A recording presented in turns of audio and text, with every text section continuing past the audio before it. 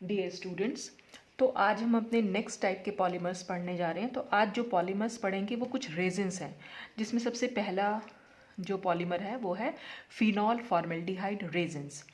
अब ये phenol formaldehyde resin, जैसे कि नाम से ही क्लियर हो रहा है कि फिनॉल और फॉर्मेल्डिहाइड की इसमें कोई रिएक्शन होगी। और रेजिन्स क्या होते हैं, देखिए जो नेचुरल रेजिन्स होते हैं, कई बार कुछ प्लांट्स होते हैं, जो कुछ ट्रीज भी होते हैं जो अपने अंदर से जो है एक चिपचिपा सा पदार्थ निकालते हैं। ठीक है, उस चिपचिपे मटेरियल को हम रेजिन बोल देते हैं। तो वो तो नेचुरल रेजिन होते हैं, कुछ लसलसे से, चिपचिपे से। ठीक है, और कुछ होते हैं सिंथेटिक रेजिन्स। तो यहाँ जो हम पढ़ रहे हैं वो सिंथेटिक रेजिन्स जो लैब में प्रिपेयर किए जाते हैं। तो ये क्या होंगे फिनॉल फॉर्मेल्डिहाइड? तो दीज आर कंडेंसेशन पॉलीमर्स। ये कंडेंसेशन पॉलीमर्स हैं, यानी कि जब भी फिनॉल और फॉर्मेल्डिहाइड की यहाँ पर रिएक्शन होगी तो इस पॉलीमराइजेशन में कहीं ना कहीं कुछ छोटे छोटे मॉलिक्यूल्स निकलेंगे and are obtained by the reaction of phenol with formaldehyde. और कैसे हम इनको ले सकते हैं? फिनॉल और फॉर्मेल्डिहाइड की रिएक्शन से हम इनको प्राप्त कर सकते हैं। They were first prepared by Baekeland. Baekeland scientist थे जिन्होंने इसको पहली बार प्रिपेयर किया था। Who gave them the name Bakelite, और बैकलैंड ने इनको नाम दिया था बेकेलाइट का। अब इनकी प्रिपरेशन हम कैसे कर सकते हैं? तो phenol formaldehyde resins are prepared by the reaction of phenol and formaldehyde in the presence of a basic catalyst. तो किसी बेसिक कैटलिस्ट की प्रेजेंस में फिनॉल और फॉर्मेल्डिहाइड की रिएक्शन से हम फिनॉल फॉर्मेल्डिहाइड रेजिन्स को प्रिपेयर कर सकते हैं। The polymer formed may be low molecular weight linear polymer Novolac or the high molecular weight cross-linked thermosetting resin Bakelite। तो ये जो पॉलीमर बनेंगे, अगर ये लो मॉलिकुलर वेट वाले हैं तो ये लीनियर बनते हैं और इनको हम नोवोलैक बोल देते हैं। और अगर ये हाई मॉलिकुलर वेट वाले हैं तो ये इनमें क्रॉस लिंकिंग हो जाती है, जिसको हम बेकेलाइट बोल देते हैं। तो आप कैसे भी फिनॉल फॉर्मेल्डिहाइड रेजिन से आप किसी भी टाइप के पॉलीमर्स, मतलब ये फिनॉल फॉर्मेल्डिहाइड रेजिन किसी भी टाइप के हो सकते हैं। ये लो मॉलिकुलर वेट भी हो सकते हैं और हाई मॉलिकुलर वेट भी हो सकते हैं। तो लो मॉलिकुलर वेट वालों को हम नोवोलैक बोल देते हैं और हाई मॉलिकुलर वेट वालों को बेकेलाइट बोल देते हैं। और बेकेलाइट जो नाम दिया था वो बेकलैंड ने नाम दिया था, क्योंकि उन्होंने ही इसे पहली बार प्रिपेयर किया था। अब यहाँ रिएक्शन देख लेते हैं। फिनॉल और फॉर्मेल्डिहाइड की रिएक्शन से एक्चुअली होता क्या है, यहाँ बनता है हमारा ऑर्थो हाइड्रोक्सी मिथाइल फिनॉल या पैरा हाइड्रोक्सी मिथाइल फिनॉल। ये दोनों बन सकते हैं बेसिक कैटलिस्ट की प्रेजेंस में। इन दोनों की रिएक्शन से ये दोनों कंपाउंड जो है हमारे फॉर्म हो रहे हैं। अब इन्हीं दोनों का आपस में जो है अगर हम पॉलीमराइजेशन करा दें, ये हमारी मोनोमर यूनिट बन गई है एक्चुअल में। मतलब स्टार्टिंग तो यहीं से हुई है, तो इन्हीं की हेल्प से हमने यहाँ पर ये बना पाए हैं। फिर इन्हीं का पॉलीमराइजेशन आगे जाकर होगा, जिसकी हेल्प से हम नोवोलैक या बेकेलाइट को बना सकते हैं। अब इन दोनों की रिएक्शन से ये कैसे फॉर्म होते हैं, ये हम इसकी मैकेनिज्म में देखेंगे। अच्छा, तो इसकी आती है मैकेनिज्म। तो हमने ले लिया फिनॉल, और हमने क्योंकि कोई बेसिक कैटलिस्ट लिया है, कोई भी बेस आप ले सकते हैं, चाहे NaOH है चाहे KOH है। अब बेस का क्या काम होता है? बेस का काम होता है जो भी हमारे पास यहाँ रिएक्टेंट है उसमें से एसिडिक हाइड्रोजन को निकालना। अगर इसमें कोई एसिडिक हाइड्रोजन है तो अब हमें कैसे मालूम पड़ेगा एसिडिक हाइड्रोजन है या नहीं है? तो उसके लिए सबसे अच्छी पहचान कि मतलब आपको ये पता होना चाहिए कि हाइड्रोजन तो दिखाई दे रही है। हाइड्रोजन निकालने के बाद जो भी हमारा यहाँ पर एनायन बना, वो एनायन जो है रेजोनेंस स्टेबलाइज्ड होना चाहिए। अगर वो रेजोनेंस स्टेबलाइज्ड है तो इसका मतलब ये वाली हाइड्रोजन जो है वो एसिडिक है, अदरवाइज वो एसिडिक नहीं है। अब देख लेते हैं कि रेजोनेंस स्टेबलाइज्ड का क्या मतलब है। देखिए हमने क्या करा, अपना एनायन देखा। एनायन कैसे बना हुआ है? ये हमारा एनायन है। ठीक है, ये नेगेटिव चार्ज जो है डिस्पर्स होना चाहिए, फैल जाना चाहिए। जितना ज़्यादा डिस्पर्स होगा उतना ज़्यादा हमारा एनायन जो है वो रेजोनेंस स्टेबलाइज्ड होता है। देखिए अगर मैं ये बॉन्ड को यहाँ शिफ्ट करा दूँ तो फिर ये वाले कार्बन की वैलेंसी कितनी हो जाएगी? अगर ये बॉन्ड यहाँ शिफ्ट, मतलब ये चार्ज यहाँ पर शिफ्ट हुआ तो यहाँ पर 2 बॉन्ड बनेंगे, 3, ये 4 और ये 5। तो कार्बन की तो 5 वैलेंसी होती ही नहीं है, तो इसलिए हमें इस वाले बॉन्ड को इस कार्बन पर शिफ्ट कराना पड़ेगा। तो हम इसको, इसकी रेजोनेटिंग फॉर्म अगर लिखेंगे तो हम किस तरह से लिख सकते हैं? ये तो डबल बॉन्ड हो जाएगा क्योंकि हमने ये चार्ज यहाँ शिफ्ट करा दिया, और ये हमारे बॉन्ड एज इट इज रहेंगे। और ये जो ये जो बॉन्ड है ये हमने इस कार्बन पर शिफ्ट कराया है, इसलिए यहाँ पर आ जाएगा नेगेटिव चार्ज। फिर क्या होगा, ये नेगेटिव चार्ज से हम बॉन्ड बनाएंगे, इस बॉन्ड का नेगेटिव चार्ज बनाएंगे। तो हम इस तरह से बना सकते हैं। ये बॉन्ड यहाँ एज इट इज़ रहेगा, ये भी एज इट इज़ रहेगा। तो ये नेगेटिव चार्ज यहाँ बॉन्ड की फॉर्म में आएगा, तो यहाँ इस तरह से लिख सकते हैं। और ये बॉन्ड जो है इस कार्बन पर नेगेटिव चार्ज की फॉर्म में जाएगा।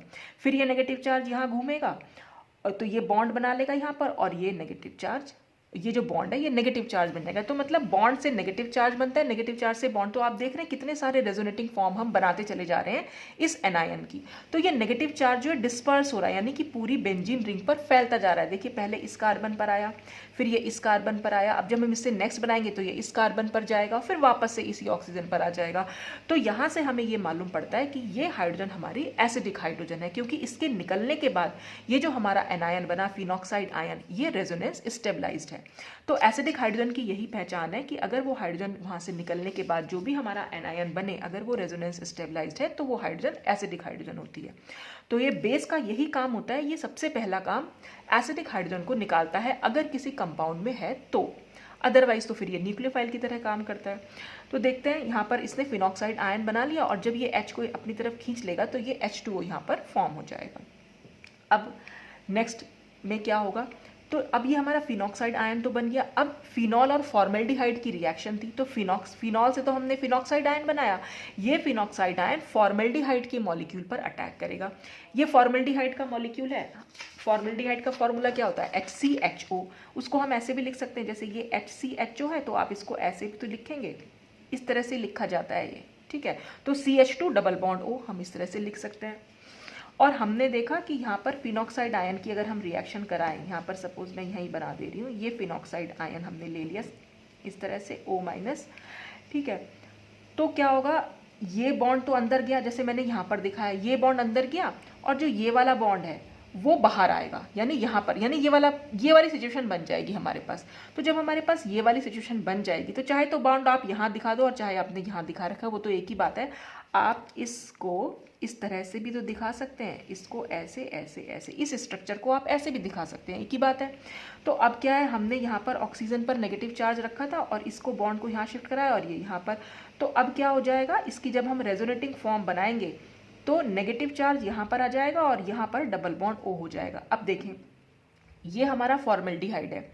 इस फॉर्मेल्डिहाइड में कार्बन जो है वो इलेक्ट्रोपॉजिटिव है, क्योंकि ऑक्सीजन ज़्यादा इलेक्ट्रोनेगेटिव है। तो ये बॉन्ड पेयर के इलेक्ट्रॉन को अपनी तरफ खींचेगा। तो जब ये अपनी तरफ खींचेगा तो अब क्या स्ट्रक्चर हमारे पास हो जाएगा, C सिंगल बॉन्ड O, और क्योंकि बॉन्ड ऑक्सीजन पर शिफ्ट हो गए हैं तो इसलिए इस पर नेगेटिव चार्ज आ जाएगा। और जब जैसे ये बॉन्ड यहाँ शिफ्ट होगा, कार्बन की खाली 3 वैलेंसी बचेंगी, 1 2 3, तो इसलिए कार्बन पर आएगा पॉजिटिव चार्ज। तो जैसे इस पर पॉजिटिव चार्ज आता है, ये जो नेगेटिव चार्ज है फिनॉक्साइड आयन का, ये यहाँ पर अटैक कर देता है। अटैक करने से मतलब अब इस वाले कार्बन और इस वाले कार्बन के बीच में एक बॉन्ड बन जाएगा। तो वही हमने यहाँ पर दिखा भी रखा है। और जो ये H यहाँ दिखा रखा है, ये H हमारा ऑलरेडी यहाँ पर प्रेजेंट है, बस उस H को हमने बाहर बना के दिखा दिया। तो सेम ऐसी रिएक्शन हमने यहाँ दिखा रखी। तो इसको आप बजाय बार बार इसे यहाँ दिखाने के, फिर नेगेटिव चार्ज यहाँ दिखाओ, इतना लंबा प्रोसीजर दिखाओ, उसका सीधा सा सिंपल सा है, आप ऐसे भी दिखा सकते हो कि आपने ये बॉन्ड को इस कार्बन पर शिफ्ट कर दिया। तो जब ये बॉन्ड बाहर आ गया, मतलब आप समझ लो बाहर आ गया ये बॉन्ड, और इस कार्बन के बीच में एक बॉन्ड बन गया। तो ये कार्बन और इस कार्बन के बीच में एक बॉन्ड बना दिया, और क्योंकि ये बॉन्ड यहाँ पर ऑक्सीजन पर शिफ्ट होकर ऑक्सीजन पर नेगेटिव चार्ज बना था, तो हमने ऑक्सीजन पर नेगेटिव चार्ज दिखा दिया। तो होता एक्चुअल में ये है, लेकिन दिखाने का तरीका हमारा ये होता है हमेशा, ठीक है। तो ये हमने यहाँ पर इस तरह से दिखाया। अब क्या होगा, अब ये वाला बॉन्ड जो है, क्योंकि हमें तो जहाँ जैसा हमारा ओरिजिनल स्ट्रक्चर था हमें वैसा ही चाहिए, एरोमेटिसिटी इसकी हमें वापस चाहिए। यहाँ पर ये कंपाउंड जो था फुल्ली एरोमेटिक था, यहाँ पर सिर्फ 2 ही बॉन्ड लगे, मतलब कुल मिलाकर यहाँ पर 3 बॉन्ड होने चाहिए थे, लेकिन यहाँ पर 2 ही बॉन्ड है। हमें तो तीसरा बॉन्ड वापस चाहिए। तो वापस आने के लिए क्या होगा, ये जो बॉन्ड है, हाइड्रोजन यहाँ से निकल जाएगा, यानी ये बॉन्ड अंदर आएगा। यहाँ से H जो है H+ की तरह निकलेगा, मतलब अपने इलेक्ट्रॉन इस कार्बन को देकर निकलता है। वही कार्बन के जो इलेक्ट्रॉन है, तो यानी अब इसको देखिए, अब इसको कैसे दिखा सकते हैं हम। इसको दिखाने का तरीका ये हुआ, हमने ये स्ट्रक्चर कुछ इस तरह से बनाया। ये डबल बॉन्ड O था, यहाँ पर हमारा CH2O-, और ये H है हमारा। अब ये H H+ की तरह निकला, यानी यहाँ से निकलेगा तो ये अपने इलेक्ट्रॉन इस कार्बन को देके जाएगा, तो इस कार्बन पर नेगेटिव चार्ज आ जाएगा, और ये नेगेटिव चार्ज जब अंदर जाता है यानी इस कार्बन और इस कार्बन के बीच में बॉन्ड बनाएगा, तो ये डबल बॉन्ड वापस से यहाँ पर खिसक जाता है और ऑक्सीजन पर यहाँ पर नेगेटिव चार्ज आएगा। तो ये तो जो हमारा नेगेटिव चार्ज था वो बॉन्ड बनाएगा, और जो ये बॉन्ड था वो नेगेटिव चार्ज बनाएगा। हमेशा ऐसे ही होता है, रेजोनेंस में आप कभी भी देखेंगे ये मैकेनिज्म ऑर्गेनिक की, नेगेटिव चार्ज से बॉन्ड बनता है और बॉन्ड से हमेशा नेगेटिव चार्ज बनता है। तो ये बॉन्ड अंदर क्यों बन रहा है ऐसा, क्योंकि अगर हम इस बॉन्ड को अंदर डाल देंगे, इस तरह से दिखा देंगे, तो इस कार्बन की वैलेंसी फिर से 5 हो जाएगी। यहाँ पर एक बॉन्ड बना देंगे, ये दूसरा बॉन्ड, ये तीसरा, ये चौथा, ये पांचवा, तो 5 नहीं हो सकते हैं, इसीलिए ये बॉन्ड यहाँ पर खिसका है। ठीक है, तो ये शिफ्ट हो गया, ऑक्सीजन नेगेटिव हो गया, और देखिए जैसे ये H+ की तरह निकलेगा, ये ऑक्सीजन इसको ग्रैब कर लेगा, ये ऑक्सीजन इसके साथ बॉन्ड बना सकता है, क्योंकि इस H पर पॉजिटिव चार्ज है, ऑक्सीजन पर नेगेटिव चार्ज है, तो ऑक्सीजन अपने इलेक्ट्रॉन इस H+ को देकर ये OH यहाँ पर बन जाएगा, और ये क्योंकि बॉन्ड यहाँ खिसका था तो O पे आ जाएगा नेगेटिव चार्ज। अब रिएक्शन में हमारा वाटर तो मौजूद है ही, क्योंकि यहाँ पहले भी निकल चुका है, तो ये ऑक्सीजन क्या करेगा, अब यहाँ पर वर्कअप होता है, इस रिएक्शन को हम बोल देते हैं वर्कअप। ये वर्कअप आपको बहुत सारी ऑर्गेनिक रिएक्शन में देखने को मिलता है। तो ओ पर नेगेटिव चार्ज जैसे ही दिखाई दे, बस आपको उस वाटर के साथ उसकी रिएक्शन दिखा देनी है। आपको वाटर कहीं दिख रहा है नहीं दिख रहा है, वाटर तो जनरली रिएक्शंस में मौजूद होता ही है, एक्वस मीडियम में क्योंकि जनरली रिएक्शंस होती है तो वाटर तो होगा ही होगा। तो O- जो है इस H2O से अपना जो H है वो यहाँ से ले लेगा, और ये OH आयन हमें वापस यहाँ छोड़ देगा। तो ये O से नेगेटिव चार्ज था, यहाँ से इसने H+ खींचा तो ये OH बन गया। तो इस तरह से ऑर्थो हाइड्रोक्सी मिथाइल फिनॉल यहाँ बन सकता है, जो हमने अपनी पहली रिएक्शन में दिखाया था कि ऑर्थो हाइड्रोक्सी मिथाइल फिनॉल यहाँ बन रहा था। दोनों की रिएक्शन से कैसे बना वो हमने मैकेनिज्म में देखा। इसी तरह से पैरा हाइड्रोक्सी मिथाइल फिनॉल भी बन सकता है। पैरा हाइड्रोक्सी कैसे बन जाएगा, देखिए हम क्या कर रहे थे, रिएक्शन वही होगी जैसे अभी हमने दिखाई, ये हम इस तरह से दिखा रहे थे, यहाँ पर ऑक्सीजन पर नेगेटिव चार्ज था, तो हम ये दिखा रहे थे कि ये बॉन्ड यहाँ शिफ्ट करा और इसने CH2OH से रिएक्शन करी। अब हम क्या दिखाएंगे, अगर हमें पैरा हाइड्रोक्सी दिखाना है तो जैसे ये बॉन्ड यहाँ शिफ्ट करेगा, ये वाला बॉन्ड यहाँ शिफ्ट करेगा, और जो ये वाला बॉन्ड है ये इस कार्बन पर चला जाएगा। तो सिचुएशन क्या हो जाएगी हमारे पास, सिचुएशन हो जाएगी कुछ ऐसी, क्योंकि ये वाले बॉन्ड यहाँ आ गया है तो हमने यहाँ बना दिया, यहाँ बना, यहाँ तो ऑलरेडी था ही, इस वाले नेगेटिव बॉन्ड का हमने नेगेटिव चार्ज बना दिया यहाँ पर, और ये तो डबल बॉन्ड O हो ही गया। अब ये वाला नेगेटिव चार्ज इस वाले कार्बन पर अटैक कर सकता है। तो ठीक जैसे ये यहाँ पर हमने यहाँ CH2O- जोड़ा, ऐसे ही CH2O- यहाँ पर भी जोड़ सकता है। तो वो अंडरस्टूड है कि पैरा हाइड्रोक्सी मिथाइल फिनॉल भी यहाँ पर बन सकते हैं। ठीक, अब फिर नेक्स्ट क्या होगा, अब जितना हमने ये ऑर्थो हाइड्रोक्सी मिथाइल फिनॉल है, अगर हम इसका पॉलीमराइजेशन करा दें, मतलब इसके N मोल्स ले लें, तो क्या हो जाएगा, ये जितने भी ऑर्थो हाइड्रोक्सी मिथाइल फिनॉल है ये आपस में रिएक्ट करेंगे, और आपस में रिएक्ट करके ये एक लीनियर पॉलीमर का फॉर्मेशन करते हैं। और वो लीनियर पॉलीमर में ये वाली जो यूनिट होती है वो रिपीटिंग यूनिट होती है, ये बार बार रिपीट होती चली जाती है, तो ये नोवोलैक बन जाता है। अब कैसे बना ये देखिए, अगर आपको मैं 2 ही मोल में बता देती हूँ खाली, ये हमारा था, ये OH था, और ये हमने CH2OH ले रखा। मान लो हमने एक दूसरा मॉलिक्यूल भी ले रखा है, सपोज हमारे पास सिर्फ 2 ही मोल है इसके, ठीक है, तो क्या होगा, देखिए यहाँ पर जो है एक H तो है ही प्रेजेंट, ये तो आप लोगों को पता ही होगा, तो ये H और ये OH आपस में बॉन्ड बनाकर मतलब निकल सकते हैं, ये H2O यहाँ से निकल जाएगा। तो अब हमारे पास कंपाउंड क्या बनेगा, हमारा कंपाउंड हो जाएगा कुछ इस तरीके से, ये OH, बीच में CH2, फिर यहाँ पर ये CH2OH और ये OH, ठीक है ना। अब फिर इसके पास CH2OH बना, तो फिर से अगर हम एक और मोल ले लें इसका, ये OH और ये CH2OH, तो यहाँ से फिर वो वाला H निकलेगा और ये H2, तो इस तरह से क्या है, ये चेन जो है बनती चली जाती है, तो एक लीनियर पॉलीमर हमारा फॉर्म होता चला जाता है। तो ये तो था नोवोलैक कैसे फॉर्म होगा। अब बेकेलाइट कैसे फॉर्म होगा, ये ऑर्थो भी ले लिया, और अगर हम पैरा हाइड्रोक्सी मिथाइल फिनॉल इन दोनों की आपस में रिएक्शन करा दें, ये भी N मोल ले लें, ये भी N मोल ले लें, तो दोनों के पॉलीमराइजेशन से एक क्रॉस लिंक्ड पॉलीमर बन जाएगा। देखिए लीनियर तो बनेगा ही बनेगा, जो हमारा स्टार्टिंग में बन रहा था, एक क्रॉस लिंक्ड भी यहाँ पर बन सकता है कि जो हमारा, जैसे सपोज हमारा ये बन गया हमारा ऊपर वाला, जैसे हमने यहाँ बना दिया था, ठीक है। अब सपोज हम यहाँ पर एक पैरा वाली, ये जो है हमारा पैरा हाइड्रोक्सी मिथाइल फिनॉल और ले लें, तो पैरा हाइड्रोक्सी मिथाइल फिनॉल हम इस तरह से बना सकते हैं, ये CH2OH। अब क्या होगा, यहाँ पर भी एक H है, ये H और ये OH आपस में निकल सकते हैं, तो ये वाला जो रिंग है इस वाली रिंग से CH2 बीच में आ जाएगा और अटैच हो जाएगी। तो इस तरह से ये सब रिंग्स जो है आपस में अटैच हो जाए, तो क्रॉस लिंकिंग यहाँ पर देखने को मिलती है। तो इस क्रॉस लिंकिंग से हमें हाई मॉलिक्यूलर वेट बेकेलाइट यहाँ पर फॉर्म हो जाता है। तो ये भी फिनॉल फॉर्मेल्डिहाइड है, वो भी फिनॉल फॉर्मेल्डिहाइड रेजिन है, बस ये लो मॉलिक्यूलर वेट होता है, ये लीनियर होता है, ये हाई मॉलिक्यूलर वेट होता है और ये क्रॉस लिंक्ड होता है। तो इस तरह से हम बेकेलाइट का या फिनॉल फॉर्मेल्डिहाइड रेजिन का फॉर्मेशन कर सकते हैं। तो ये तो था पूरा कि फिनॉल फॉर्मेल्डिहाइड रेजिन की प्रिपरेशन कैसे करी है। अब इसी के कुछ हम यूजेस देख लेते हैं और प्रॉपर्टीज देख लेते हैं। तो cross link bakelite is a thermosetting polymer. Bakelite जो होता है वो एक थर्मोसेटिंग पॉलीमर है। थर्मोसेटिंग क्या होते हैं ये सब मैं पॉलीमर्स की यूनिट में पहले ही आपको बता चुकी हूँ। Low degree of polymerization lead to the formation of soft bakelite.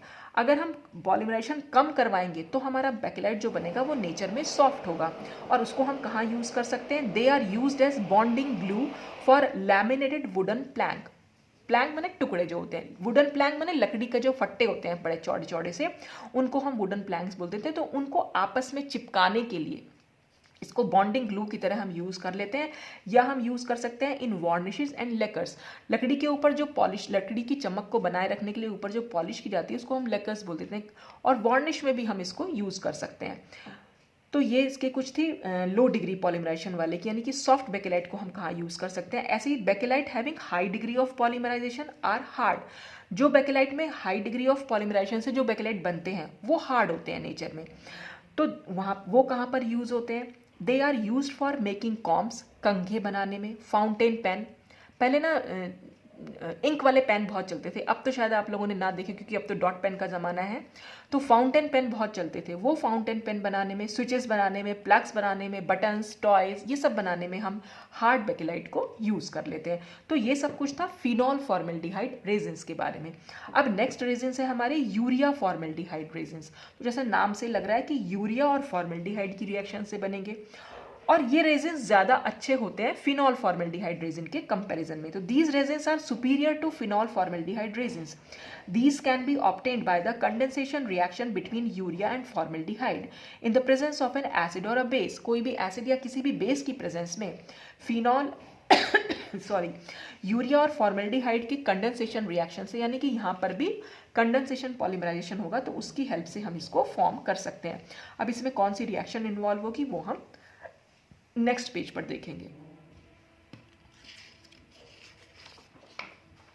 अब देखिए ये हमने यूरिया का फॉर्मूला क्या होता है, NH2 double bond O NH2। तो ये NH2 को मैंने थोड़ा सा खोल के लिख दिया है ताकि आपको रिएक्शन की मैकेनिज्म समझने में ईजी रहे।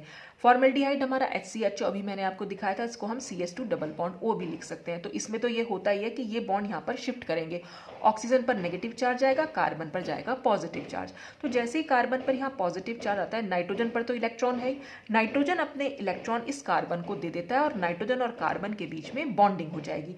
तो जैसे ही नाइट्रोजन और कार्बन के बीच में बॉन्ड बनेगा, क्योंकि नाइट्रोजन ने अपने इलेक्ट्रॉन दे दिए हैं, इसलिए नाइट्रोजन पर एक पॉजिटिव चार्ज आ जाता है। तो जब नाइट्रोजन पर एक पॉजिटिव चार्ज आएगा तो इसके पॉजिटिव चार्ज को दूर करने के लिए ये जो H है यहाँ से H+ की तरह निकलेगा, मतलब अपने इलेक्ट्रॉन इस नाइट्रोजन को देकर निकलेगा। तो जब इलेक्ट्रॉन अपने नाइट्रोजन को दे देगा ये, तो नाइट्रोजन का पॉजिटिव चार्ज तो खत्म हो जाएगा और ये H जो है H+ की तरह यहाँ से निकल जाएगा।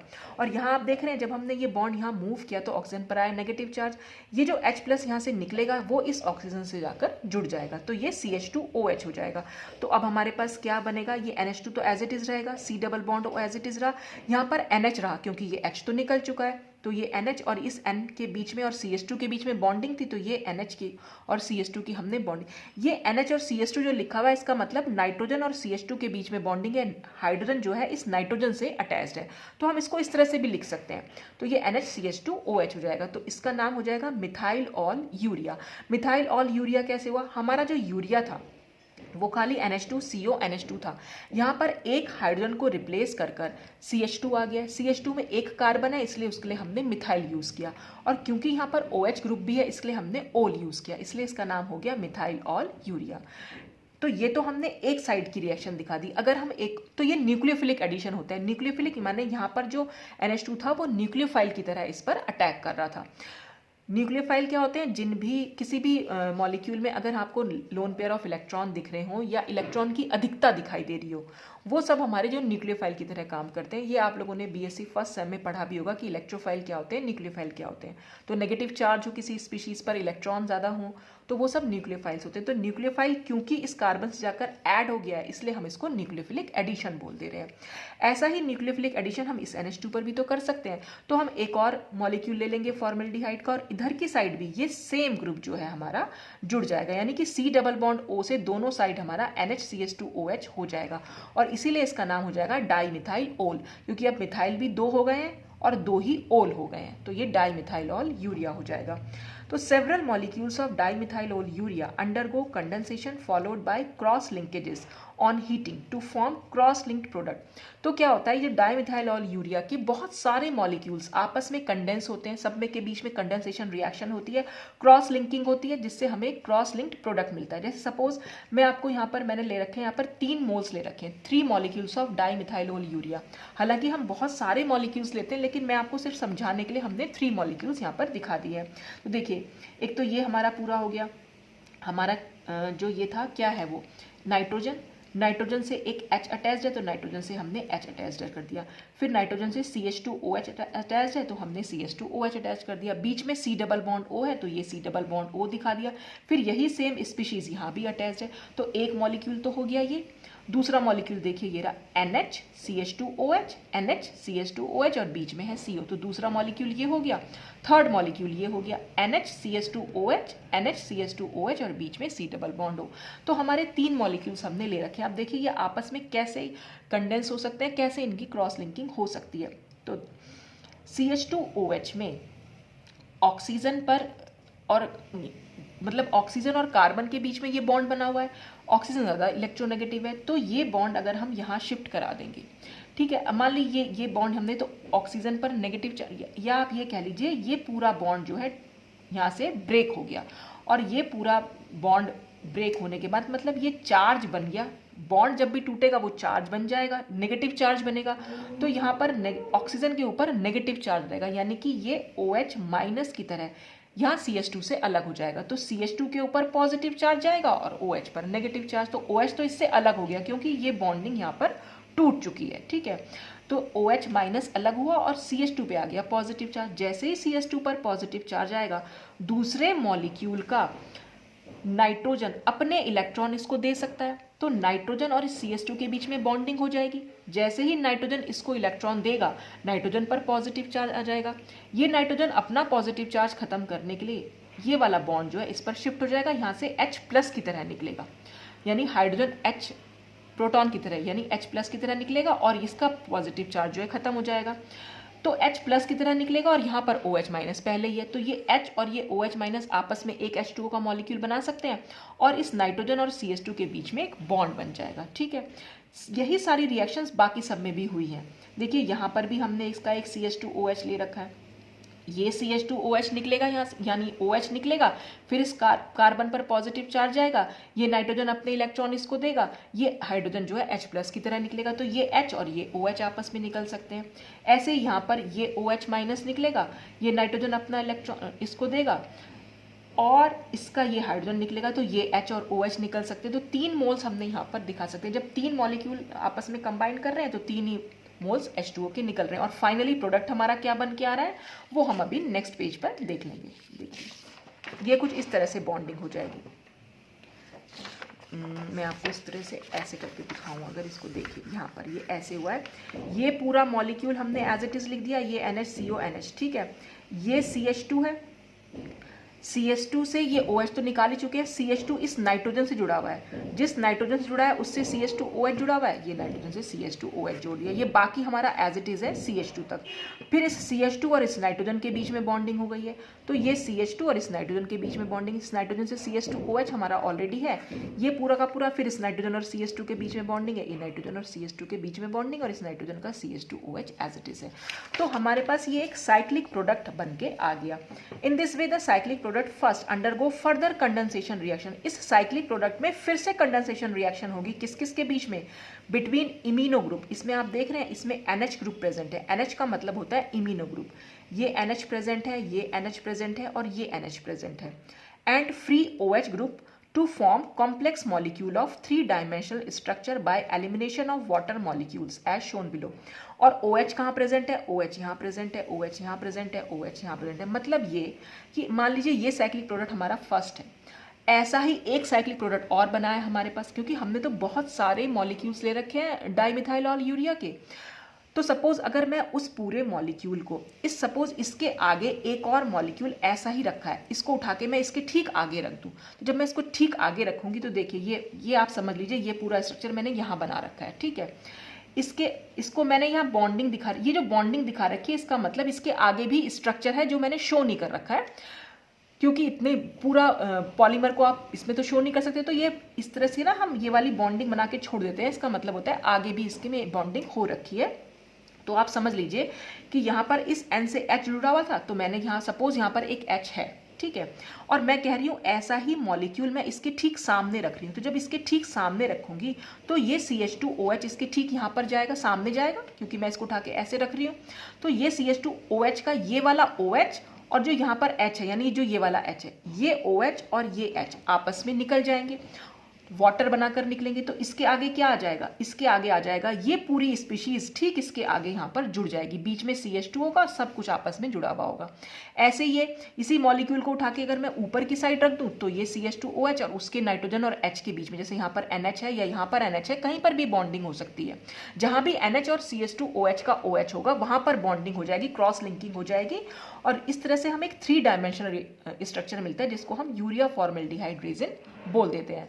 तो ये क्रॉस लिंकिंग से हमें किस किस के बीच में जो साइक्लिक प्रोडक्ट NH है, साइक्लिक प्रोडक्ट में जो NH ग्रुप है और जो CH2OH का OH ग्रुप है, तो ऐसे बहुत सारे साइक्लिक प्रोडक्ट हैं जो आपस में जुड़ गए हैं, और उनके जुड़ने से बीच में वाटर का मॉलिक्यूल निकल गया, NH का H निकलेगा और CH2OH का OH निकलेगा। तो बस आप इसको ऐसे इमेजिन कर सकते हैं कि इसी के ठीक सामने एक ऐसा ग्रुप रखा हुआ है, इसी के ठीक ऊपर भी रखा है, इसके इधर भी रखा है, इधर भी रखा हुआ है, तो सब जगह जो है वो बॉन्डिंग हो रखी है। तो इस तरह से यूरिया फॉर्मेल्डिहाइड रेजिन्स जो है हमारे फॉर्म हो सकते हैं। अब हम इसके कुछ यूजेस देख लेते हैं।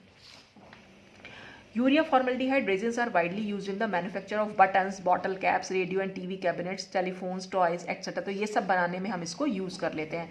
In addition to this, the urea resins are used as adhesives in the plywood industries.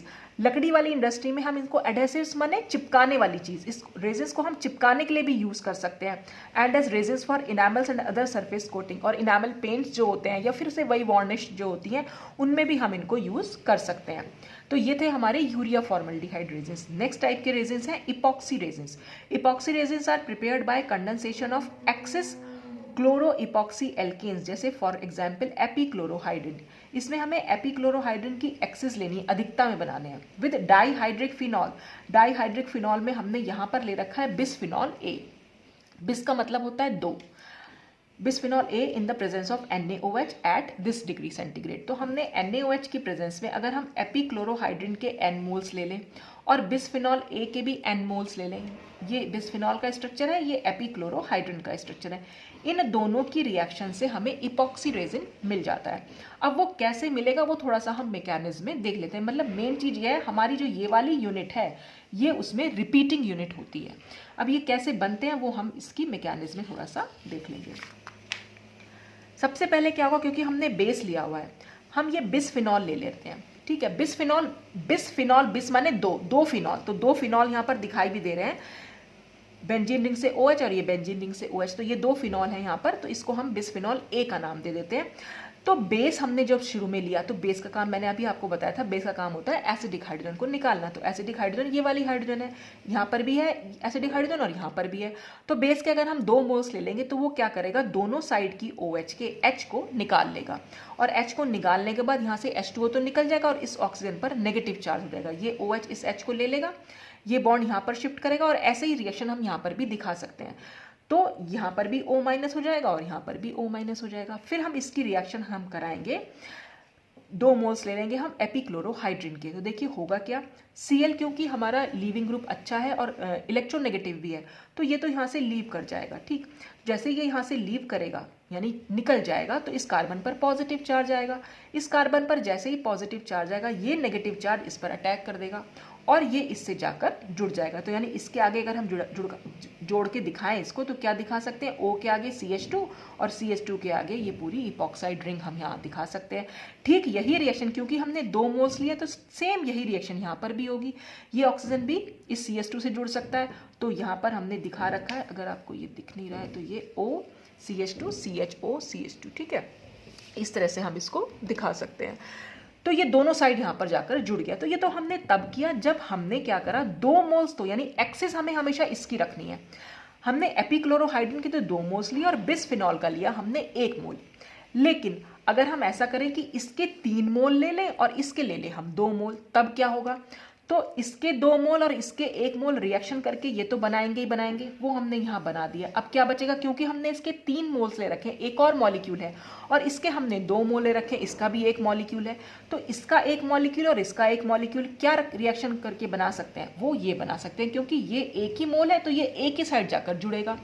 तो हम क्या कर दिखा सकते हैं कि हुआ क्या है एक्चुअल में, कि इस तरह से जब हमने एक्सिस ली है, किसकी एक्सिस ली है, एपिक्लोरोहाइड्रिन की, तो हम एक तरह से ये दिखा रहे हैं, फॉर एग्जाम्पल के तौर पे बता रखा है कि हमने इसके 3 मोल्स और इसके 2 मोल्स जब हमने लिए तो हमारे पास एक स्ट्रक्चर तो आ जाएगा ये, और एक मॉलिक्यूल हमारे पास बन जाएगा ये। फिर इन दोनों के बीच में रिएक्शन होगी, तो इन दोनों के बीच में रिएक्शन, ये दिख तो रहा है ना यहाँ तक, ये हम ऐसे भी कर सकती हूँ मैं इसको, ठीक है। तो अब ये दोनों के बीच में रिएक्शन होगी क्या, देखिए ये एक ही साइड जुड़ के आएगा इपॉक्साइड रिंग, दूसरी साइड तो ये O माइनस ही रहेगा, क्योंकि बेस ने इसके OH से O निकाला हुआ है, ठीक है। तो अब होगा क्या, ये वाली जो इपॉक्साइड रिंग है वो खुलेगी, वो ओपन होगी। वो ओपन कैसे होगी, ये अगर बॉन्ड यहाँ पर शिफ्ट हो जाए, ऑक्सीजन तो ज़्यादा इलेक्ट्रोनेगेटिव है ही, तो ऑक्सीजन पर ये बॉन्ड शिफ्ट हो जाएगा, तो ये तो यहाँ से टूट जाएगा, तो ऑक्सीजन पर आ जाएगा नेगेटिव चार्ज। इस वाले CH से ये ऑक्सीजन नेगेटिव चार्ज की तरह जुड़ा हुआ रहेगा, और इस CH2 से पर पॉजिटिव चार्ज होगा, और इस ऑक्सीजन पर है नेगेटिव चार्ज, तो ये नेगेटिव चार्ज इस CH2 पर अटैक कर देगा, यानी इस ऑक्सीजन और इस CH2 के बीच में बॉन्ड बन जाएगा। तो यानी ये पूरा का पूरा मॉलिक्यूल इधर की साइड आकर जुड़ जाएगा। तो इसको हम कैसे दिखा सकते हैं, इसको मैंने नेक्स्ट पेज पर दिखाया हुआ है। देखिए हमने यहाँ से शुरू किया कि इस ऑक्सीजन से हमने इसको जोड़ दिया है, यानी इतना पोर्शन हम एज इट इज दिखा रहे हैं, ये वाला पूरा पोर्शन। तो देखिए इस पोर्शन में क्या है, शुरू में इपॉक्साइड रिंग है, तो ये इपॉक्साइड रिंग बन गई। फिर हमारा बिस्फिनॉल है, तो मैंने इसको बिस्फिनॉल बना रखा है। देखिए ये बेंजीन रिंग है, क्योंकि यहाँ इस पेज पर आया नहीं था ये पूरा का पूरा, तो मैंने इसको इस तरह से दिखा दिया कि कार्बन से नीचे की साइड बेंजीन रिंग जोड़ दी, ठीक है। तो कार्बन से 2 बेंजीन रिंग, ऊपर एक CH3, तो यहाँ तक का स्ट्रक्चर तो हो गया। इसके बाद क्या है, इस O से ये CH2 जुड़ा हुआ है, तो इस O से हमने इस CH2 को जोड़ दिया। फिर CH2 के बाद क्या है, इस CH से O माइनस जुड़ा हुआ है, तो ये इस CH2 से ये जो CH है इससे O माइनस जुड़ा हुआ है, और उसके बाद ये पूरा का पूरा स्ट्रक्चर यहाँ पर एज इट इज हमने उल्टी साइड बनाते चलेगा इसको, ठीक है। तो हमारे पास ये कुछ स्ट्रक्चर आएगा। फिर ये जो O माइनस है, ये क्योंकि हमारा वर्कअप होना है, यहाँ पर रिएक्शन में वाटर तो प्रेजेंट होगा ही, वहां से ये H को ले लेगा और यहाँ पर ये H जुड़ जाएगा। तो हमारी जो रिपीटिंग यूनिट थी जो हमने स्टार्टिंग में दिखाई थी वो कुछ ये थी, OCH2CH, यानी हम इसको कैसे दिखा सकते हैं, ये वाली यूनिट, यानी जिसमें एक तो बिस्फिनॉल हो और एक हमारा एपिक्लोरोहाइड्रिन हो। तो सपोज आप समझ लीजिए ये पूरा आपका बिस्फिनॉल हो गया, ठीक है, और ये हमारी एपिक्लोरोहाइड्रिन वाली यूनिट होगी, यानी यहाँ से लेकर ये वाली यूनिट से लेकर और इस बेंजीन रिंग तक ये पूरी रिपीटिंग यूनिट यहाँ पर दिख जाती है, और इसी को हम इपॉक्सी रेजिन्स बोलते थे। तो यहाँ तो मैंने सिर्फ आपको 3 मॉलिक्यूल्स एपिक्लोरोहाइड्रिन के और 2 मॉलिक्यूल्स बिस्फिनॉल के दिखाए, लेकिन हमारे पास क्या होंगे, N मॉलिक्यूल्स होंगे दोनों के, बल्कि ज़्यादा होंगे एपिक्लोरोहाइड्रिन के। तो जो पूरा रिएक्शन तो जो बनेगा, बनता कुछ इस तरीके से है, लेकिन उसको दिखाते हम कुछ इस तरीके से है, ठीक है। तो इस तरह से हम इपॉक्सी रेजिन्स का फॉर्मेशन समझ सकते हैं। फिर इसके यूजेस हो जाएंगे। यूजेस सिंपल, स्ट्रॉन्ग, आपने एरल्डाइट का नाम सुना होगा, बहुत चिपकाने के काम आती है वो। एरल्डाइट इपॉक्सी रेजिन ही होती है एक्चुअल में। तो हैव स्ट्रॉन्ग एडेसिव प्रॉपर्टीज, इसमें भी चिपकाने वाली प्रॉपर्टीज बहुत ज़्यादा हैं। They are use extensively to bind, glass को चिपकाना हो, पोर्सलिन को, मेटल को या वुड को, तो हम इपॉक्सी रेजिन्स को यूज़ कर देते हैं। These resins because of their inertness, hardness and flexibility make excellent protective coating, और इसकी कोटिंग भी हम कर सकते हैं ईजिली। तो ये थे हमारे 3 टाइप के रेजिन्स। अब चौथा पॉलीमर हमारा एक जो बचा है, आज हम 4 पॉलीमर डिस्कस कर रहे थे, चौथा है पॉलीयूरीथेन्स। अब ये क्या होते हैं, they are formed by the interaction of an aromatic diisocyanate. हमने यहाँ पर एक एरोमेटिक डाई आइसोसाइनेट लेना है और एक पॉलीमेरिक डायोल लेना है। उन दोनों के बीच से रिएक्शन से हमें पॉलीयूरिथेन्स मिलेंगे। The diol generally used is a low molecular weight copolymer of ethylene glycol and adipic acid. अब जो हम ये डायोल ले रहे हैं वो कैसे बनाएंगे, वो हम बनाएंगे इथाइलिन ग्लाइकॉल और एडिपिक एसिड की रिएक्शन से। फिर वो जो पॉलीमर हमारा बनेगा उसकी रिएक्शन फिर हम एरोमेटिक डाई आइसोसाइनेट से करा के देखेंगे और फिर हमारे पॉलीयूरिथेन्स फॉर्म होंगे। देखिए कैसे होता है। तो when this polymer having free OH group is mixed with diisocyanate, a large polymer of high molecular weight is produced। तो जो हम यहाँ पर को पॉलीमर बनाएंगे इथाइलिन ग्लाइकॉल और एडिपिक एसिड से, उसके पास जो फ्री OH ग्रुप होगा वो फ्री OH ग्रुप जो है इसके जो हमने डाई आइसोसाइनेट लिया है उससे रिएक्शन करेगा और हमें पॉलीयूरिथेन्स बना कर देगा। तो कैसे कर रहे हैं मैकेनिज्म में देख लेते हैं। स्टेप फर्स्ट में क्या हुआ है, तो स्टेप फर्स्ट में हम पहले अपना जो कोपॉलीमर है, जो डायोल है, वो बनाएंगे। डायोल का मतलब जिसमें 2 OH ग्रुप हो, तो ये डायोल पॉलीमेरिक डायोल लेना है। तो यहाँ पर हम पॉलीमर बनाएंगे किसका, इथाइलिन ग्लाइकॉल और एडिपिक एसिड। तो हमने यहाँ 2 मोल्स ऑफ इथाइलिन ग्लाइकॉल ले लिए और एडिपिक एसिड ले लिया। तो हुआ क्या, ग्लाइकॉल का ये H और एडिपिक एसिड का OH ये आपस में वाटर बना सकते हैं और यहाँ पर भी ये वाटर बनाकर निकल सकते हैं। देखिए रिएक्शन क्या हो, मैकेनिज्म में आपको फिर से नहीं समझा रही हूँ। यहाँ पर होगा क्या, एक्चुअल में ऑक्सीजन पर नेगेटिव चार्ज है, सॉरी ऑक्सीजन पर लोन पेयर ऑफ इलेक्ट्रॉन्स है और कार्बोनिल ग्रुप है। कार्बोनिल ग्रुप में अगर हम ये वाला बॉन्ड यहाँ पर शिफ्ट कर देंगे तो इस कार्बन पर पॉजिटिव चार्ज आएगा।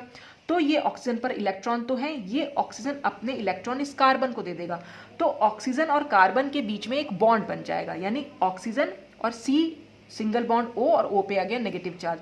जैसे ही ऑक्सीजन पर पॉजिटिव चार्ज आएगा, इसके पॉजिटिव चार्ज को दूर करने के लिए ये हाइड्रोजन जो है यहाँ से निकल जाएगा, H+ की तरह निकलेगा।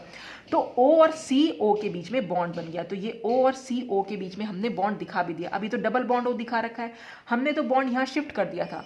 जैसे ये बॉन्ड वापस से यहाँ पर जाएगा, ये OH यहाँ से निकल जाएगा, क्योंकि हमें कार्बन की वैलेंसी को तो पूरा करना है। कार्बन की वैलेंसी देखिए यहाँ पर क्या थी, 1 2 3, और क्योंकि ऑक्सीजन भी यहाँ पर जाकर जुड़ गया है तो 4 वैलेंसी हो गई है जब ऑक्सीजन पर नेगेटिव चार्ज है। तो जैसे ही ऑक्सीजन का नेगेटिव चार्ज यहाँ बॉन्ड बनाने के लिए आएगा तो अब तो 5 वैलेंसी हो जाएंगी, क्योंकि एक तो ऑक्सीजन से जुड़ी हुई है इस वाले से और बाकी आपको यहाँ दिख ही रही है। तो ये कार्बन की वैलेंसी को पूरा करना है, तो एक्सिस वैलेंसी हो रही है, तो इसलिए ये OH जो है यहाँ से निकल जाएगा। और OH कैसे निकलेगा, इस इलेक्ट्रॉन्स को लेकर निकलेगा। तो ये OH और ये H इस तरह से वाटर जो है यहाँ पर बना लेते हैं। तो ये 2 मोल्स ऑफ वाटर निकल जाते हैं, बाकी सब कुछ आपस में एज इट इज जुड़ जाता है। तो ये हमारे पास ग्लाइकॉल एडिपिक एसिड कोपॉलीमर बचता है, जिसके पास फ्री OH ग्रुप है दोनों साइड। अब क्योंकि हमें इसी की रिएक्शन करा रहे हैं हम, एक को हमने एरोमेटिक डाई आइसोसाइनेट ले लिया। ये हमने यहाँ पर क्या लिया, टोलुइन डाई आइसोसाइनेट। ये वाला ग्रुप जो होता है आइसोसाइनेट है, क्योंकि यहाँ पर 2 ग्रुप्स हैं इसलिए डाई आइसोसाइनेट। और बेंजीन रिंग से अगर CH3 जुड़ा हुआ है तो वो टोलुइन होती है। और ये 2 4 क्यों लिखा है, क्योंकि अगर हम इसको नंबरिंग करें तो यहाँ नंबर 1 जाएगा, ये 2 ये 3 ये 4, 2 और 4 पर आइसोसाइनेट ग्रुप जुड़े हुए हैं, तो इसका नाम हो जाएगा टोलुइन 2,4 डाई आइसोसाइनेट। और हमने ये स्टेप 1 से ले लिया और हमने पॉलीमेरिक लेना है। ये तो हमने सिर्फ इतने से ही मोल जोड़ रखे थे। अब जब हम इसके सबके NN मोल्स ले लेंगे तो ये वाली हमारी रिपीटिंग यूनिट हो जाएगी। तो ये हमारे पास पॉलीमेरिक डायोल हो जाएगा। अब इसमें क्या रिएक्शन हो रही है, इसका जो फ्री OH ग्रुप है और डाई आइसोसाइनेट का जो नाइट्रोजन है उनके बीच में यहाँ पर रिएक्शन होगी। तो इन दोनों को जब हम हीट करते हैं तो होता क्या है, ये नाइट्रोजन जो आपके पास इलेक्ट्रॉन है, ये O और H के बीच में, क्योंकि ऑक्सीजन ज़्यादा इलेक्ट्रोनेगेटिव है तो ऑक्सीजन और H के बीच का बॉन्ड जो है टूटेगा, यहाँ से H+ की तरह निकलेगा और ऑक्सीजन पर जाएगा नेगेटिव चार्ज। तो आप समझ लीजिए ऑक्सीजन पर नेगेटिव चार्ज है और H जो है H+ की तरह है।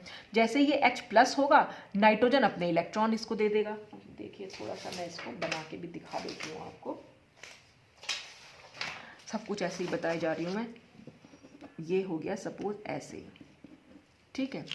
और यहाँ पर इसको H+ दिखाई दे रहा है, ये जो O से टूटा हुआ था, और O पर है हमारा नेगेटिव चार्ज। ये हमें आगे CH2 बना दिया, ठीक। इसने इसको इलेक्ट्रॉन दे दिया, जैसे इसको इलेक्ट्रॉन दिए H तो जाकर जुड़ गया, नाइट्रोजन पर आ गया पॉजिटिव चार्ज, ये हो गया हमारा C डबल बॉन्ड O।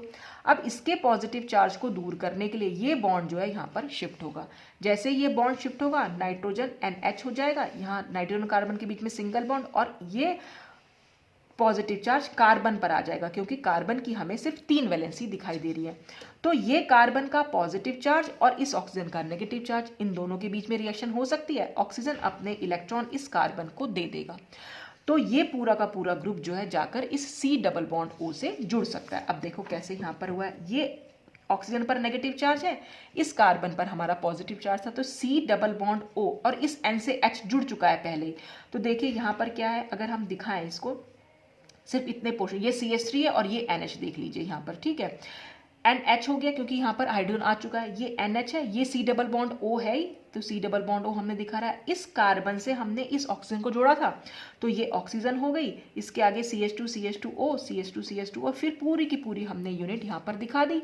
और क्योंकि यहाँ पर भी तो OH है, तो वो OH क्योंकि हमने इसके भी N मोल्स ले रखे हैं, इसके भी N मोल्स ले रखे हैं, तो इसका OH भी एक दूसरे डाई, इसके पास तो 2 डाई आइसोसाइनेट है, इसके पास 2 OH है, तो ये आपस में जो है जुड़ते चले जाते हैं। रिएक्शन बिल्कुल ऐसी होगी, बस इस नाइट्रोजन से ये हाइड्रोजन जुड़ेगा और इस कार्बन से ये ऑक्सीजन जुड़ेगा, और ऐसे जो दूसरा मोल होगा, या हम यहाँ पर भी इसको दिखा सकते हैं, ये इसका एक और मोल जो है इस यहाँ पर जुड़ सकता है। तो ये हमने यहाँ इस तरह से दिखा भी, नाइट्रोजन के आगे फिर मैंने ये ऐसे वाइब्रेशन वाली जो है बॉन्डिंग छोड़ रखी है, और ऐसे ही इस वाले नाइट्रोजन से छोड़ रखी है, तो इसका मतलब है ये आगे आगे भी इसमें बॉन्डिंग हो रखी है। तो ये हमारे पॉलीयूरिथेन होते हैं। फिर इसके uses, polyurethane have been processed into fibres and films. Polyurethane से हम फाइबर्स और फिल्म्स बना सकते हैं, ठीक है।